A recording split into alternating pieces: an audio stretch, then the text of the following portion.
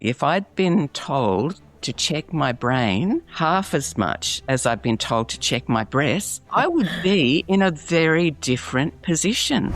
I guess your ability to recognise different stages of life when we're so busy actually doing and living in a state that is like sleepwalking. You are going, and you never actually afford yourself the opportunity to ask what else. I used to need a why to justify something. Well, I don't really need the why, but it's interesting to think about. Okay, I wonder why. What was that about? When you learn how to actually collapse time and expand time, you then understand that time is actually a constraint that's given to us through society, and I don't see it that way. For goodness sake, try and do it before you've lived 63 years of your life and get an Alzheimer's diagnosis. This is Let's Pay Attention, Hacking Consciousness. I'm Cathy Dimarchos. Let's explore what it means to lead, live, and listen with intention. Well, hello everyone, and welcome to Let's Pay Attention, Hacking Consciousness. Today's guest is somebody that you will absolutely adore. And for those of you that are actually authors, budding authors, you are going to want to pay attention, because our next guest is one of those people that will take you on the journey, stand right beside you, and then actually allow you to be seen by the world. So let me actually start by introducing you to Jane Turner. So Jane is actually an author coach. She's a publisher. She's a ghostwriter.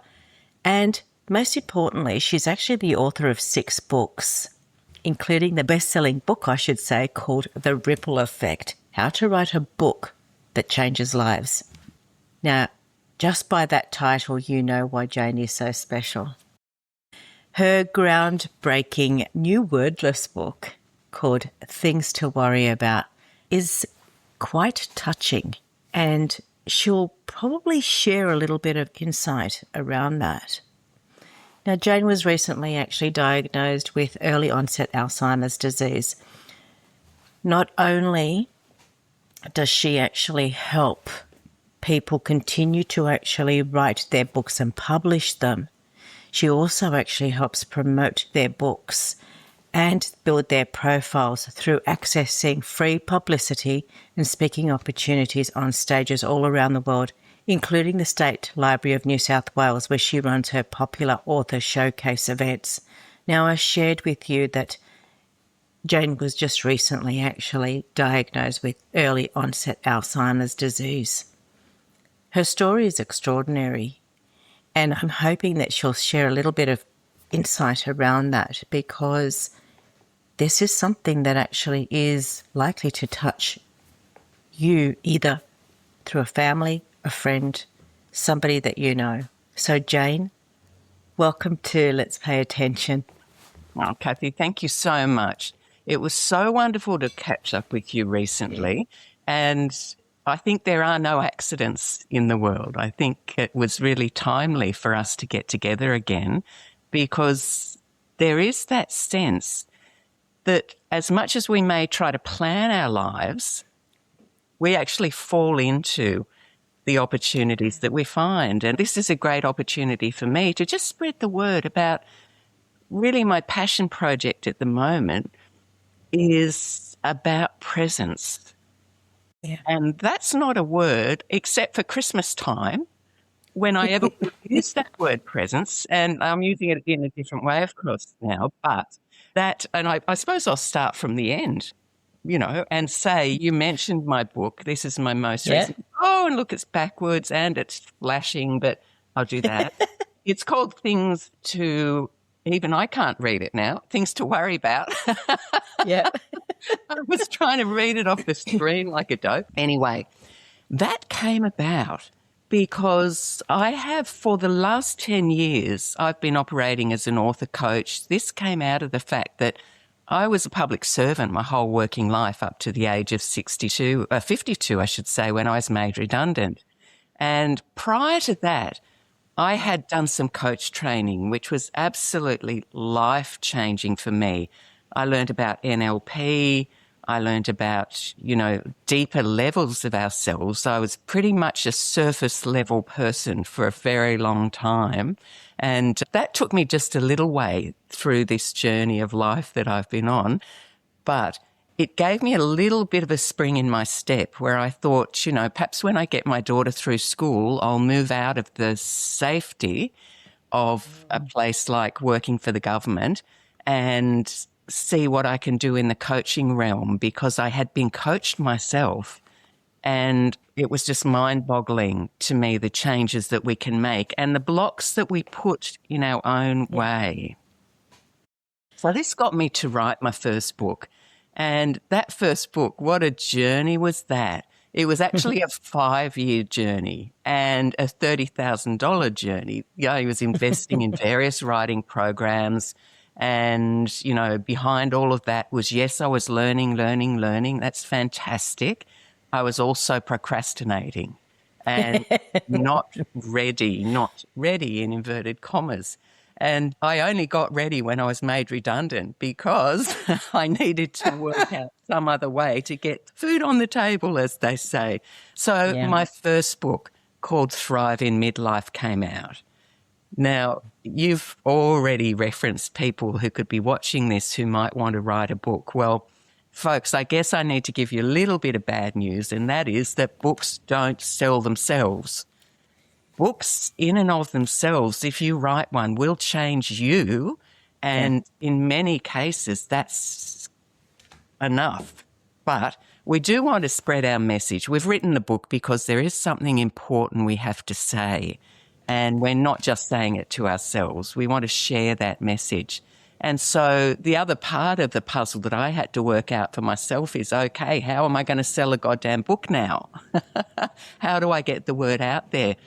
And I happened to, this was just complete luck, is that there was a woman at the Australian Women's Weekly who had Jill Kitson. Now, not everyone will remember Jill Kitson. She's sort of reasonably well known. She had written a book about menopause and she took HRT. I had written a book about menopause and I hadn't taken HRT. So I was a good person for the one at the Women's Weekly to interview me as well as Jill Kitson. And there I was, I had full page coverage, big photo of me, big story about me, and it did mention my book and Jill Kitson. So that was the beginning. And then I went on to get a whole lot of others. Back in the day, we'd call it mainstream media, but, mainstream media as in, Wellness magazine. I was on the House of Wellness television program, 7:30 Report, Today Extra. So my life went nutso, basically. And I then got asked by people, well, how do you write a book? And that was where my business came into the frame. So it's called Write with Jane, and ever since I've just come across the most amazing people. And I think for me, it's not, the universe wasn't showing me this is a great business to have. This was showing me the how to make a difference piece, and that's the book that you mentioned, The Ripple Effect. Interestingly enough, we'd call it my signature book, if you like. Sorry, I'll stop doing those inverted commas. I have a little habit of doing that. My signature book was called, some years earlier, How to Avoid Procrastination, Perfectionism and Self-Doubt. And the name of that was Mindset for Authors. So subtitle, How to Avoid Those Things, all those things that cost me 5 years and $30,000. That was my signature book. But I guess the shift in me and where the word ripple effect came into play was that the big change in my life that I'll get around to in a moment really was more about realizing that I'm not just attracting people into my business. I'm attracting people who come from the same place as me, the ones who want to help others. It's that ripple effect. It's the where does this take the words that you've put on the page and what difference can that make to the people who read those books? So the ripple effect was an important, I guess, signal to me that things were changing.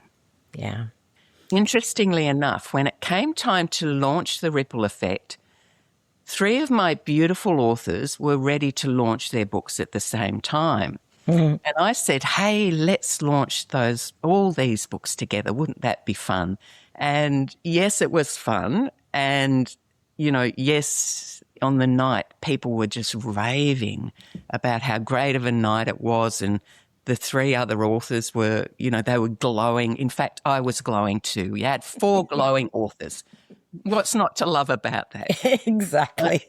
There we were, but the thing nobody knew except literally me, my husband didn't know yet. My daughter didn't know yet. 4 days before that, I had formally been diagnosed with early-onset Alzheimer's disease.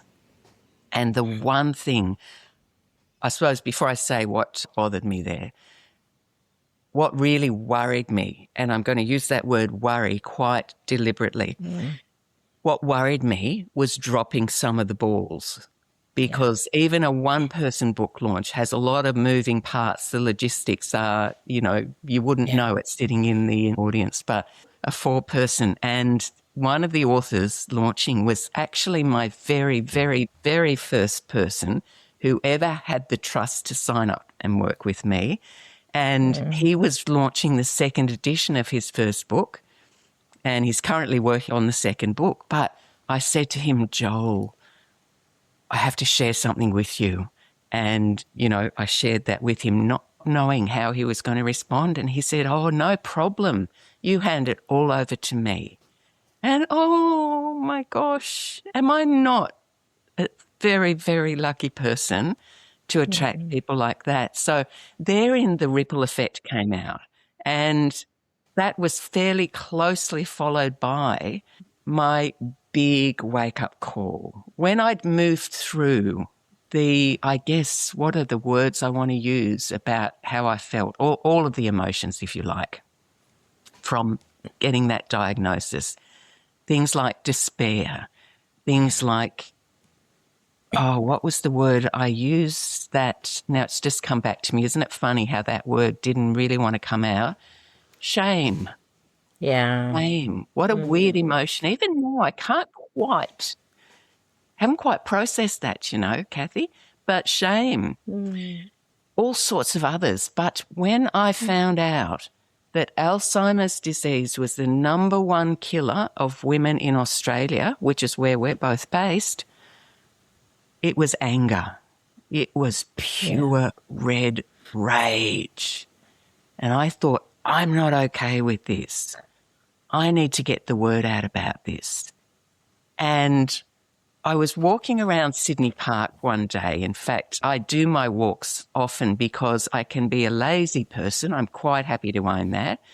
And I really, though, quite deliberate in some ways, and knowing that I need to get the fresh air, knowing I need to get the steps in, and being quite deliberate about doing that every day, rain or shine, is something I'm very, very proud of. But this one particular day, it was a beautiful sunny day, one of those Sydney sunny days where I'd done my walk. I sit down with my cup of coffee and I'm watching the dogs and the kids having a great time on the grass, and I found myself transfixed on the grass, Cathy, just this little patch in front of me. And it was a beautiful thing. And I don't know how long I was in, I'll call it that state, how long I was in that state. It could have been 2 seconds. It could have been 2 minutes, 2 hours, 2 weeks. It was a timeless space. Yeah. And I'm often heard to say, if it's taken me 63 years and an Alzheimer's diagnosis to find that place, if I could bottle it, I would sell it or give it away, frankly.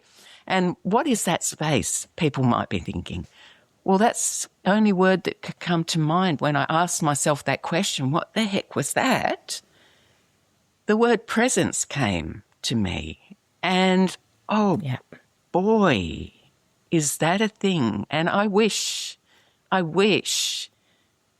people knew what that was and how to find it. And that is the genesis of this book. Again, it's backwards, but that's the way, the screen is showing it. But things to worry about, because I got to recognize, okay, if this is presence and I love it, what's the other state? And for me, that other state was, and I got to recognize that I'd inherited the worry gene off my beautiful father.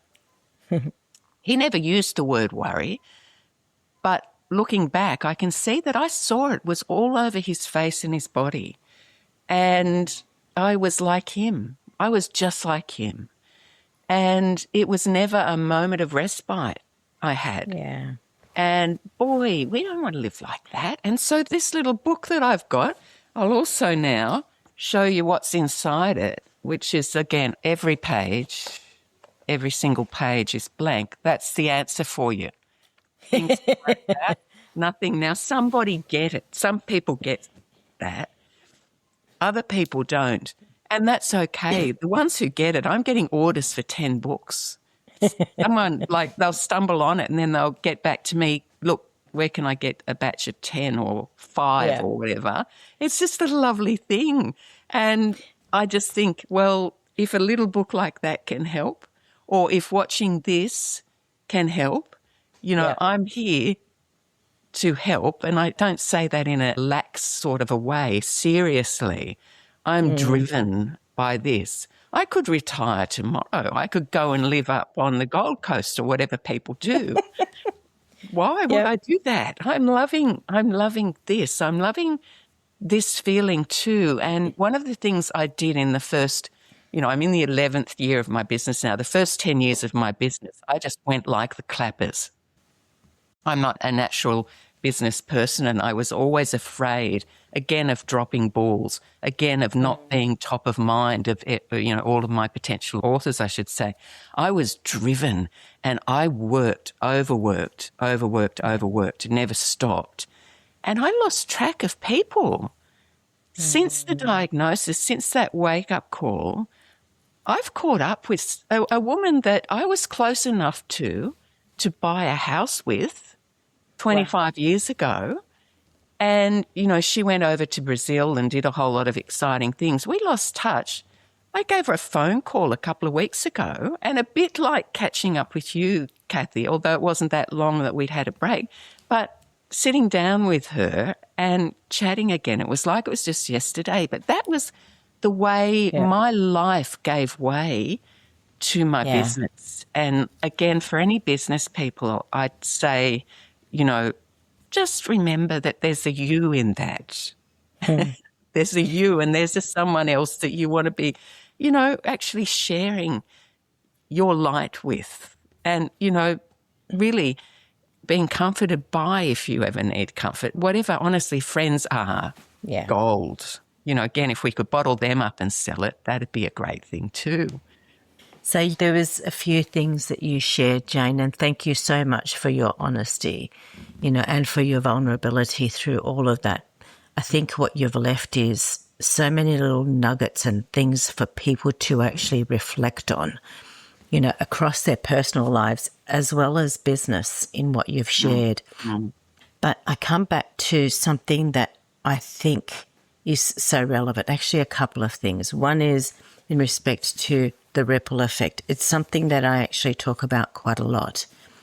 Understanding that we are part of an energetic field, and what we actually put out then actually ripples out.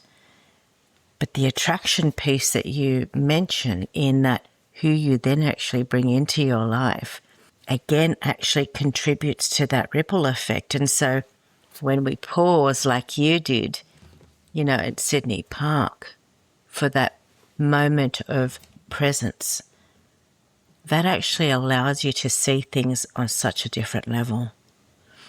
So I'm going to ask you a question. When we consider the level of consciousness that we actually operate at, do you think that you captured that higher level of consciousness in that moment of presence? I guess. And it was only talking to you a couple of days ago where you, again, ask excellent questions, I must say, Cathy, because I hadn't seen it in that context, I think is the word, isn't it? I hadn't seen it in that context. But yes, it was almost like an awakening moment. And so you also actually shared, I guess, your ability to recognize different stages, of life when we're so busy actually doing and living what I would say, in a state that is like sleepwalking. You are going, going, going, and you never actually afford yourself the opportunity to ask what else. So there were different stages in your life where you actually did pause. They may have been different stages of pause, but you paused to actually almost course correct and decide, what do I now want to do? Yeah, hindsight is a beautiful thing, isn't it? Yes, yes. I suppose this is a no-brainer, but I guess you can't see your background until you've had it. In a way, it can be a bit of a bumpy road, but I can see along the way, isn't it interesting that I guess we all have our different seasons and they may not align. Well, they won't necessarily align, of course. And I can see those people who were understanding, and even understanding's the wrong word, were experiencing life at a different level. I can see it now. And they are people who we tend to look up to. And I don't say this is all about admiration and what have you, but it is about that, I guess, the looking up to and the stepping up, the getting ready to step up ourselves. I guess this is the journey of life in a way, is that we get our challenges. We might take them on too. You see those people who do incredible things. And yes, it's also very well to run a marathon, but you see the people who are doing the marathon in a wheelchair or some other thing like that. And it's not that they're used to all of this. They've just gone, okay, I'm going to do a challenge because I want to get a lot of money in from sponsorships to help the other people like me who could have avoided losing the use of their legs or whatever. And so they go through immense physical, almost the word trauma could be applied, but they're doing that and they're not feeling any of that because it's the higher calling. You can do anything. And that is mind-boggling for me. Of course, because I've relied on my thinking mind for so many of those years. And I remember back where I needed authentication. Anyway, I needed proof, prove it to me. I'll opt in for this if you can prove it to me. And, it may well be no one can prove it to me. Yeah. The proof is in me. And I love that. I love that, Jane. I guess, yeah. Sometimes I say something like that and I think, oh, hello, is that me? Was that me who said that? Yeah, it was. And gosh, having conversations, hey, you can't underestimate the power of that because the energy of two people sparking off each other, that's what I felt when I was with you in the coffee shop. Find your people. And Jane, the other thing that you actually shared, as you gave a little bit of insight on what you do is, I'm going to say you may not have actually delved enough into that level of awareness as to what is actually, I guess, required or needed when you are actually writing a book. But the piece that I think that was really important was in that journey of you writing the book and the discovery that actually unveils itself through that process. And that's pretty special. So can you actually share a little bit maybe of your experience? As you wrote, each of the book, and you mentioned the different seasons of life. What was that actually like for you?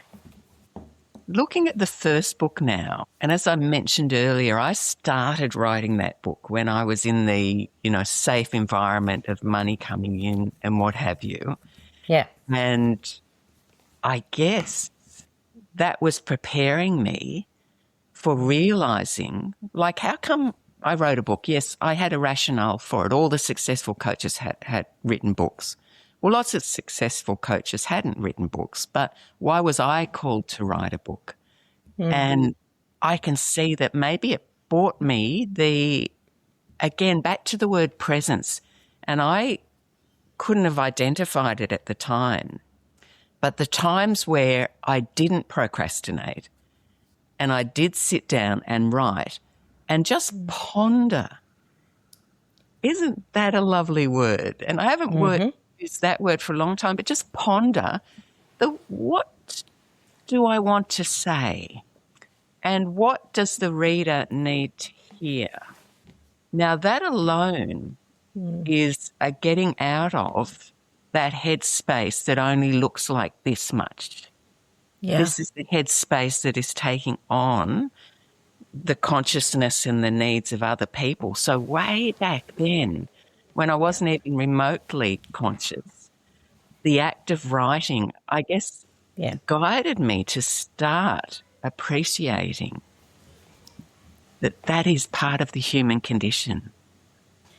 I'm so glad that you actually shared that, because that process of actually writing a book genuinely allows you to not just be present, but to embody whatever it is that you're actually transcending from what you are experiencing into that book.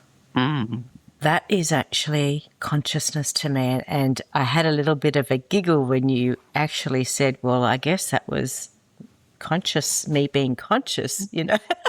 And that's just probably landed for you. But you see how when we actually stop and have a slightly different conversation and allow ourselves to actually pause and have introspection, we see things through a different lens. And I think if I was to actually look back at when I first met you, and you had already written your first book by that stage, but there was that level of awareness within you. You may not have actually recognized it then, or you contextualize it differently now, but that was within you. And my thoughts went to, that's your inner knowing, Jane. That's actually been with you.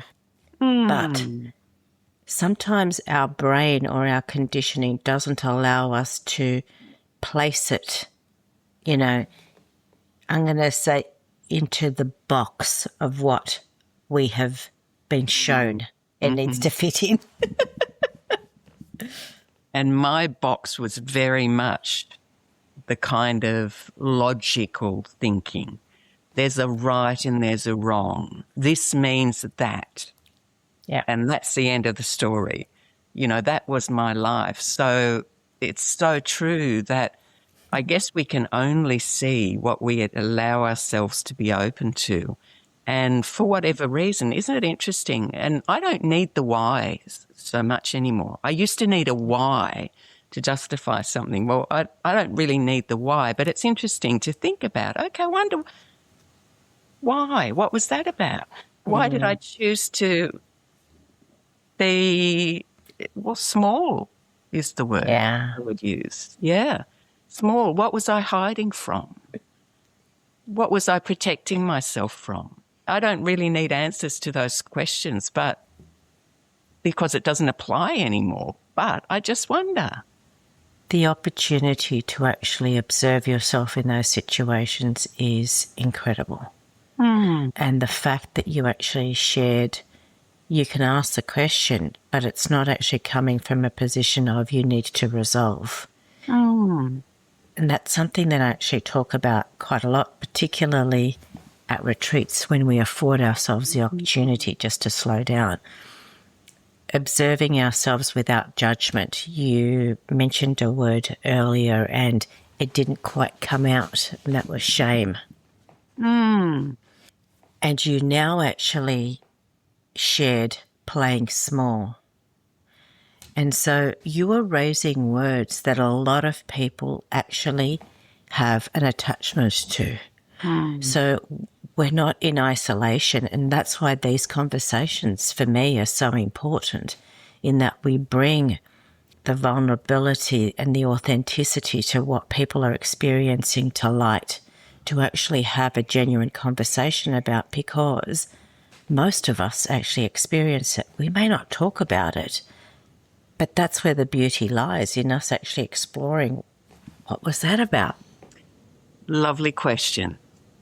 And kindness, I think, Jane, in those moments where we have, that reflective moment about ourselves or a situation, to remember to be kind. In that moment, who we actually are, like you and I, where we are today to who we were 2 days ago. We're different people, and we don't actually stop to think about that.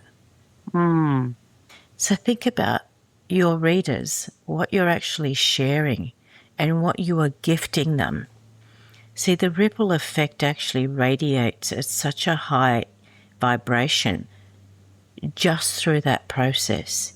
You are gifting somebody else, not only knowledge, but permission. Oh, wow. Yeah. Right?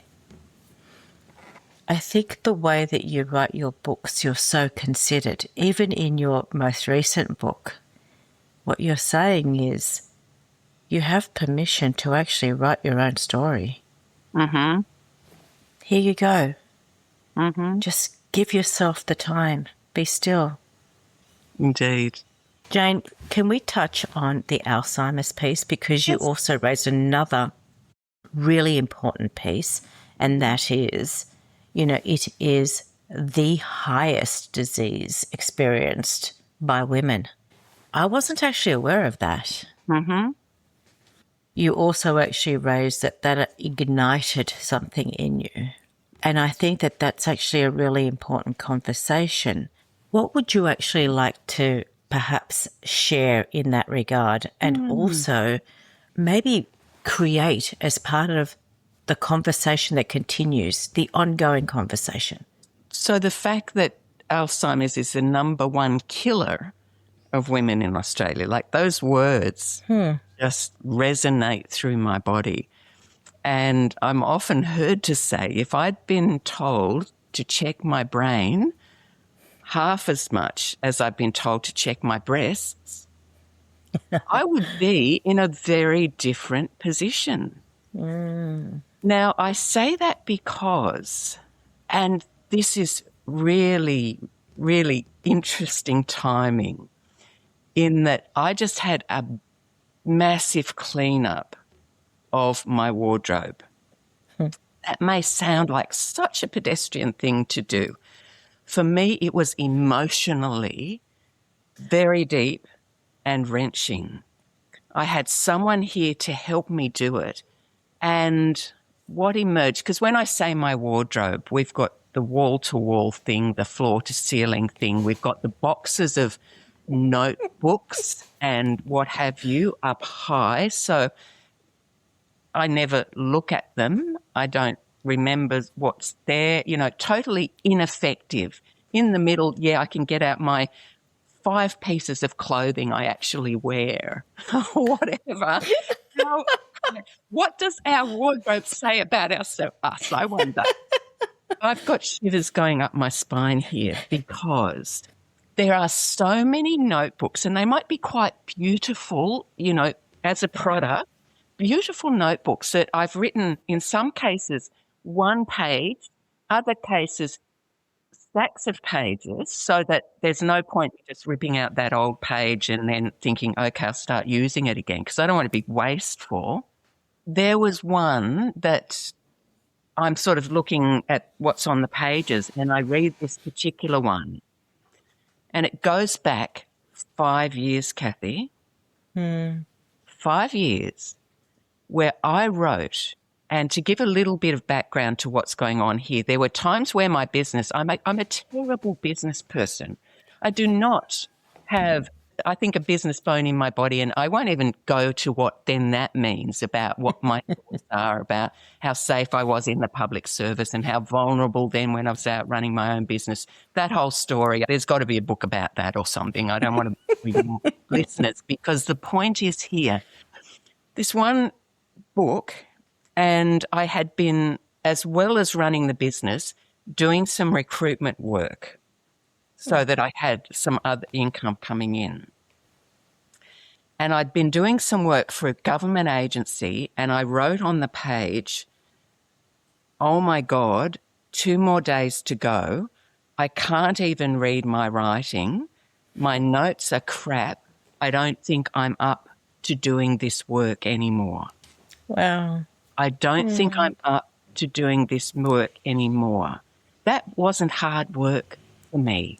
Honestly, that was not hard work. I had to listen to the answers the person was giving, to the questions the interviewer was asking them. I had to make notes about it. And if I had woken up then and thought, why am I not up to this anymore? Will I go and do some cognitive tests? 5 years ago, I could have been in a totally different position. So this is real. The raising awareness, you can, oh, yes, I'm raising awareness, blah, blah, blah, blah. It matters.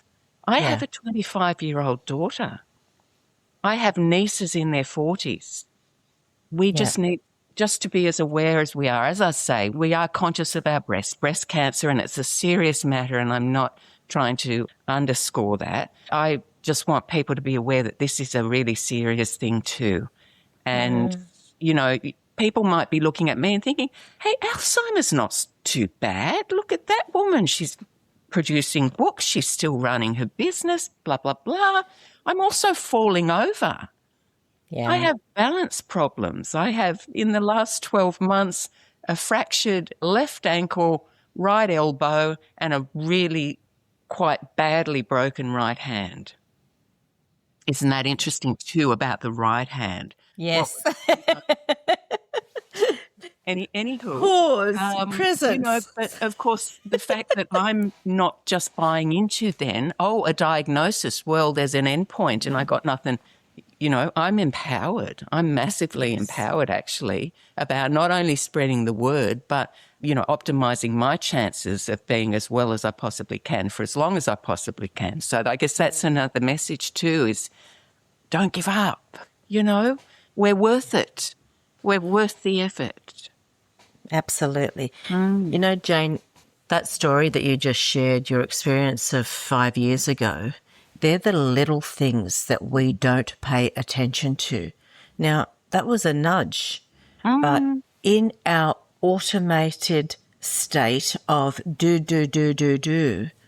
we don't pay attention to those little nudges.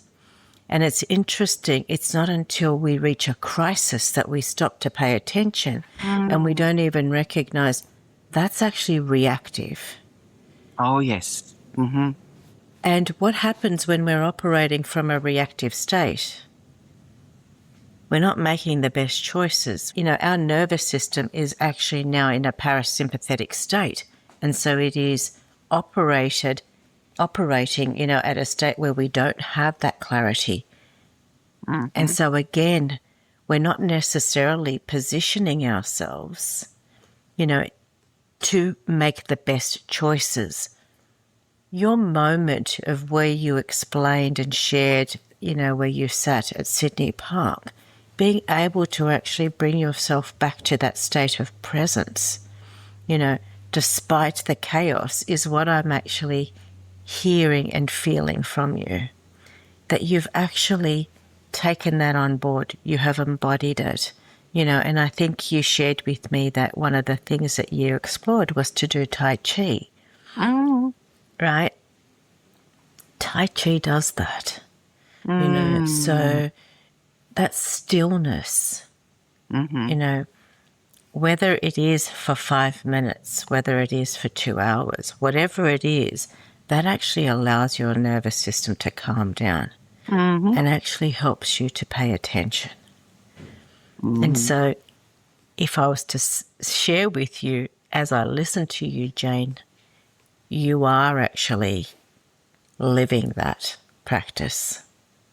I'm just repositioning it for you in a different way for you to see it. That's lovely. And they're the little things, I think, just again, the conversation, people actually going, oh, I do that, but now being intentional about that. That's right. Yes. How do we actually have those conversations outside of something like this, Jane? I'm going to bring that word back up again, shame. Sometimes when we are actually diagnosed with something, shame seems to rise its ugly head.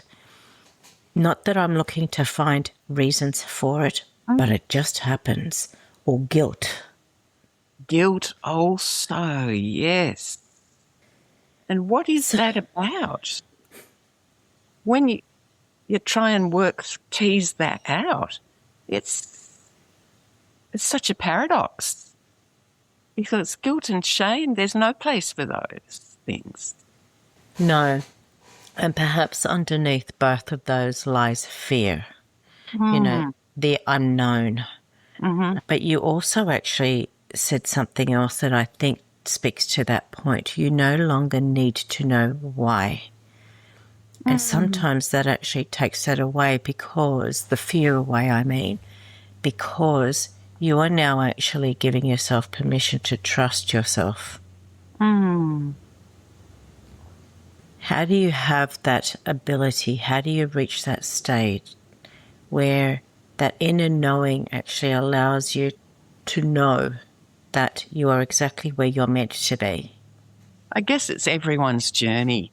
There's no piece of advice I could say to someone, for goodness sake, try and do it before you've lived 63 years of your life and get an Alzheimer's diagnosis. Piece of advice I'd give. But I honestly don't know, Cathy. I don't know. I'm blessed. I just feel honestly blessed to have stumbled, onto these things that just take me along to Tai Chi. The interesting thing about that is that, of course, my doctor, I do have a beautiful doctor, I must say. In the medical area, there are some people with some of the biggest hearts in the world, how they manage under the circumstances they're working under. But my beautiful doctor had said to me, look, pretty much when we look at the things that you need to be doing to keep yourself well, you're going pretty well. But she said that the movement part of it, and the, doing things that is going to really oxygenate your brain, get that heart pumping the brain. And of course, Tai Chi isn't one of those things, but I've taken fully on board now. And I guess because I found this wonderful place, that I went along for my first session I was going for gentle yoga, but I turn up and they say, oh, no, it's Tai Chi. And I say, oh, but I thought I'm coming for the yoga. Where's the yoga? And then I realised, no, I'm not coming for the yoga at all. I've come for the Tai Chi. And so I did the Tai Chi. Then I went back on the day when the gentle yoga was on, and then I went back for the gong bath experience, which is a totally deep meditative, but also you initially work on the small muscles. What do they call them? Anyway, you're doing some of that physical work first, and then, oh my God, I just walked. It took me an hour and a half to walk home, and that's a journey that takes about 25 minutes. Wow. And I wasn't stopping for anything. I was just going at that pace. Wow. I do now notice that people were passing me. It was King Street, Newtown. So, people are busy. People are busy. I tell you what, I wasn't. It's great. That's great. Look, a year ago, Cathy, no way would I have 3 times in a week taken time out. Well, actually, all my time is time out now. But I'm working. I'm as productive as I've ever been. This is the crazy thing, isn't it, though? Yeah. People would be looking at what I'm doing and the people I'm working with and blah, blah, blah, and they'd be thinking nothing's gone on. Only 100% trajectory in my life has gone on is what's happened here. But yes, on the inside, I'm emancipated. It's fantastic. And I've got things to be doing. I've got my appointments to turn up to. I've got my, all the things the markers to be watching and what have you. But that's all good. That's all fine. That's all just melded into my life now too. And I guess it's maybe not having a rigid idea of what your life has to look like. Yeah. That can be incredibly helpful. I love that. And I also actually love the fact that you shared that it's not that you're not doing anything. In fact, you are. However, I'm going to say the structure in which you're operating is going to be one that I would say more present.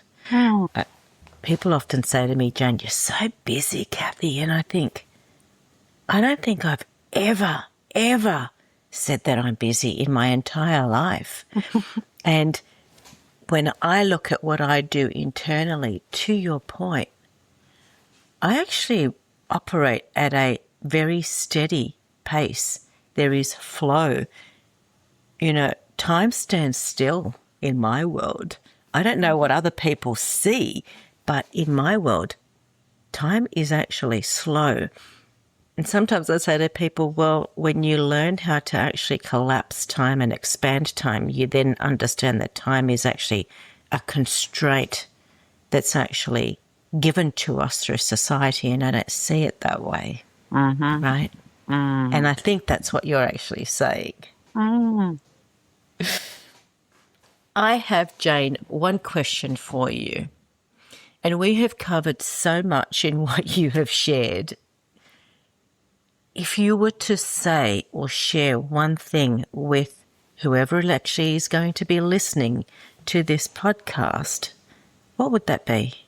What's that one message? I would say you deserve to have a wonderful life.